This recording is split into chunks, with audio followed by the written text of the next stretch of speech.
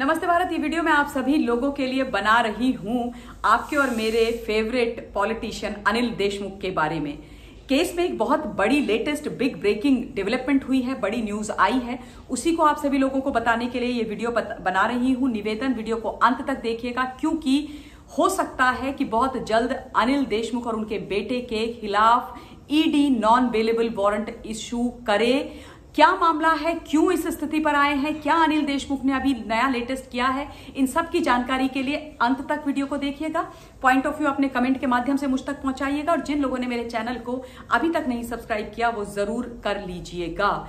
एक बार फिर से इस केस में एक बहुत बड़ा डेवलपमेंट हुआ है। आप सब लोगों को मैं इस केस के बारे में लगातार अपडेट कराती रही हूं, आप लोगों को पूरी जानकारी देती रही हूं और ये बोलती रही हूं कि अगर अनिल देशमुख को नहीं डर है, उन्होंने कुछ गलत नहीं किया, वो किसी भी प्रकार के उगाही के मामले में नहीं लिप्त थे, तो फिर क्यों इतना डर रहे हैं ईडी से कि पूरी की पूरी सरकार भी अनिल देशमुख को बचाने में लगी हुई है। ये मैं नहीं बोल रही हूं, ये कोई और नहीं बोल रहा है, स्वयं ईडी ने बोला है कि अनिल देशमुख के केस में जो महाराष्ट्र की सरकार है वो कोऑपरेट नहीं कर रही है। अब इस बार पांचवी बार अनिल देशमुख को ईडी ने सम्मन भेजा था प्रश्नों को पूछने के लिए। वो प्रश्न जो न जाने कितने समय से अनिल देशमुख से पूछने के लिए ईडी इंतजार कर रही है, सम्मन पे सम्मन भेजे जा रहे हैं। उनके और उनके बेटे को सम्मन भेजा गया है कि भाई आइए और हमारे प्रश्नों का जवाब दीजिए। लेकिन इस बार भी पिछली चार टाइम्स की तरीके से इस बार भी वो ईडी के दफ्तर नहीं गए, बल्कि उनके जो लॉयर हैं इंद्रपाल सिंह, उनको भेज दिया गया एक पत्र लेकर के और बोला गया उस पत्र के अंदर कि हम हर प्रश्न का जवाब, यानी कि अनिल देशमुख हर प्रश्न का जवाब देंगे अगर आप उनसे वीडियो कॉन्फ्रेंसिंग के माध्यम से बात करेंगे। क्यों भाई, वीडियो कॉन्फ्रेंसिंग के माध्यम से क्यों बात होगी? आपने अगर कुछ गलती नहीं करी है, आपने नहीं 100 करोड़ की वसूली करी है, तो आप जाकर के बैठ जाइए ईडी के सामने। और ये बात मैंने आप लोगों को पहले बताई थी कि ईडी ने इस प्रकार का जो उनका एक रिक्वेस्ट था, यानी वीडियो कॉन्फ्रेंसिंग के माध्यम से अपना स्टेटमेंट रिकॉर्ड कराने वाला जो रिक्वेस्ट था, उसको पहले ही मना कर दिया था, उसको खारिज कर दिया था और इसीलिए लगातार समन पर समन भेजे जा रहे हैं। इसीलिए ऐसा हो सकता है कि ईडी सुप्रीम कोर्ट में जाए और उनसे निवेदन करके non bailable warrant Anil Deshmukh और उनके जो बेटे हैं उनके खिलाफ लेकर के आए और उसके बाद उनकी गिरफ्तारी करे। क्योंकि सम्मन दे करके ईडी ने देख लिया है, बहुत समय दे लिया, बहुत उनकी बातों को मान लिया। 5-5 सम्मन को एक पूर्व गृह मंत्री नहीं मान रहे हैं। वो गृह मंत्री जिनको कानून की पूरी जानकारी होनी चाहिए, वो गृह मंत्री जो एक प्रदेश को चला रहे थे और वहां के कानून व्यवस्था के मुखिया थे, वो आज कानून को एक के बाद एक धता बता रहे हैं। आप ये नोट कीजिए अपने मन में और ये देखिए कि किस प्रकार का चरित्र कुछ नेताओं का है और उनकी पार्टी कहां से वो आते हैं और किन पार्टी से वो बिलोंग करते हैं, कि कैसी उनकी अपब्रिंगिंग है, क्या उनकी सोच है, ये सोचने की बात है।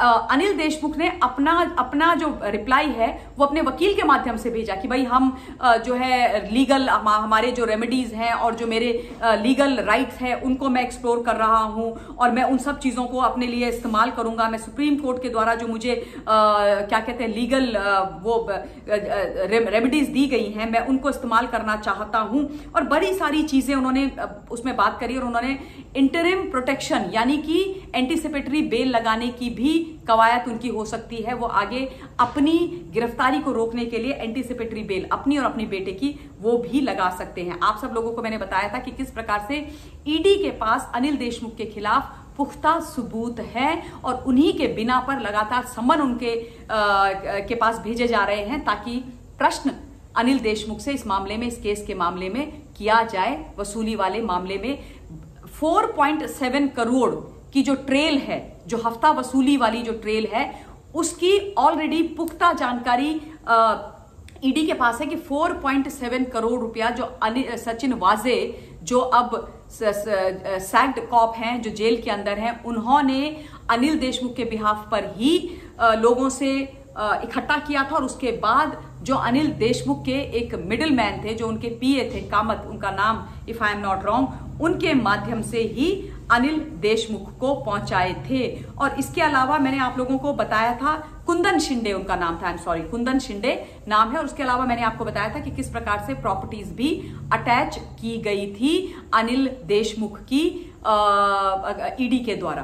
तो ये तमाम सारी जो जानकारियां हैं अनिल देशमुख के बारे में वो ईडी के पास है और इसलिए समन भेजे जा रहे हैं। लेकिन दुख की बात यह है कि वो बिल्कुल भी कोऑपरेट नहीं कर रहे हैं, ना वो कर रहे हैं ना सरकार कर रही है। और ईडी बार बार यही गुहार लगा रही है, कोर्ट में भी, आदरणीय हाईकोर्ट में भी उन्होंने ये बात बोली थी कि हमें किसी भी प्रकार का सहयोग अनिल देशमुख के मामले में महाराष्ट्र की वर्तमान सरकार से नहीं मिल रहा है और यही उनका चिंता का मूल मुद्दा और मूल विषय है। अब आप ये सोचिए कि 5वीं बार, 5th टाइम समन भेज दिया ईडी ने। अगर कोई सामान्य नागरिक होता तो क्या वो इस प्रकार से ईडी के समन्स को मना करता रहता? और सपोज महाराष्ट्र के अंदर ऐसी कोई स्थिति होती और महाराष्ट्र के गृह मंत्री, महाराष्ट्र की सरकार, महाराष्ट्र की पुलिस किसी को सम्मन भिजवाती और वो 5 बारी नहीं आता, तो आप सोचिए क्या हालत होती। उसको खदेड़ के उसके घर से लाया जाता, काला कपड़ा चेहरे पर डाला जाता, उसके बाद परेड मुंबई की सड़कों में कराई जाती, पूरी तरीके से जुलूस और जनाजा निकाला जाता, चाहे उस व्यक्ति की गलती होती या ना होती, चाहे उस ऑर्गेनाइजेशन की गलती होती या ना होती। अपनी बारी में बिना किसी गलती के अगर आपने बोल दिया, मतलब एक तानाशाही हुक्म जारी कर दिया, तो फिर लोगों को आना भी पड़ेगा और आप उनको जेल के अंदर भी ठूसोगे। यहां पर तो इस मामले में, यानी कि अनिल देशमुख के मामले में तो गलती सिद्ध और साबित हो रखी है। ईडी के पास पुख्ता सबूत है और उनके बेसिस और बिना पर ही सम्मन लगातार दिए जा रहे हैं पिता और पुत्र को।